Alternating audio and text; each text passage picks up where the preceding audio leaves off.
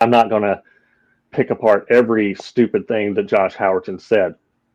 But so here's him responding to a James Tallarico interview with Ezra Klein. Abortion is never mentioned. Consensual same-sex relationships are never mentioned. All right. So I'm very interested to see how he contorts himself into a pretzel to do this. But let me just get ahead of this. He says abortion is never mentioned. My friend, murder is mentioned. Murder is mentioned.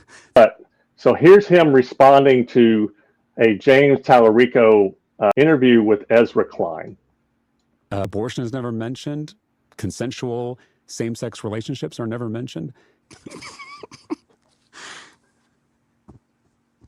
All right. So I'm very interested to see how he contorts himself into a pretzel to do this. But let me just get ahead of this. He says abortion is never mentioned. My friend, murder is mentioned. Murder is mentioned. There's this verse that says, "You shall not murder." So let's do this. So what's really interesting, and again, you're going to see some like old school high school debate team. Whoever controls the terms wins the debate. What you're going to. Okay, so the ironic thing about what he's about to say about who controls the terms controls the debate is that that's exactly what he's trying to do, and I'm going to show you that in just a minute. I see from people like this constantly is they'll redefine the terms. They'll force you to argue on their terms. And heads up, if you argue on their terms, you will always lose. So what he's doing is he's redefining life, and he's redefining murder. And then he's gone, well, if you accept my redefinition of life and of murder, then the Bible never mentions these things. Okay. So he then goes on to read a passage from Exodus, and he uses a translation that is faulty. And I know that because scholars have said that the New Revised Standard Version is the best, most scholarly, reliable translation of the Bible that's out there. And what that verse in Exodus says, and we've talked about this before, is when people are fighting, injure a pregnant woman so that there is a miscarriage and yet no further harm follows, the one responsible shall be fined what that woman's husband demands, paying as much as the judges determine. If any harm follows, then you shall have life for life, an eye for an eye, a tooth for a tooth, burn for burn, wound for wound, stripe for stripe. So, what he was doing was trying to define the terms. And he said that abortion is murder. But the Bible quite literally says that it's not. And so that's where Josh Howerton is misrepresenting the text, and then he's doing the very thing that he claims that James Tallarico is doing. It's like every accusation is a confession with these clowns, right?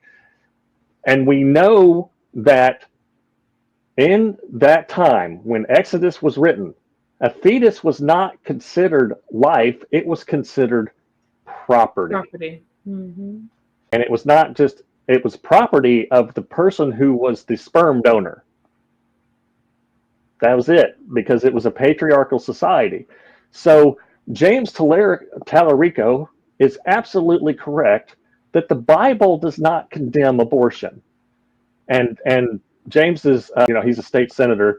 His point was right-wing Christians are trying to make everything about abortion and homosexuality, which again, the Bible doesn't really talk about in terms of consensual same-sex marriage.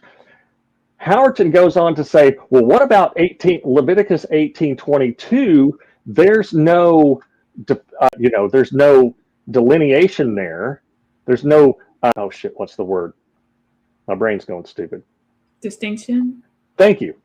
But look up Leviticus 18:3 real quick. What's that say? Leviticus 18:3. Yeah. 18 verse 3, right? Yep. It commands the Israelites to not adopt immoral practices or customs. You must not do as they do in Egypt. Is that the one you're looking for? Yep. Who did it command? The Israelites. The Israelites. That's right. In other words, Leviticus 18:22 does say, and it is an untranslatable verse, as my Hebrew Bible professor said, and as a future guest, Rabbi Daniel Rutenberg, who's coming on to our show in March, also said, if you think you know what that verse says, no, you don't. Because it's literally not translatable. It says something to the effect of, thou shalt not lie with the lyings of a woman. What does that even mean? But it does say very specifically who that verse is for. The Israelites in ancient Israel.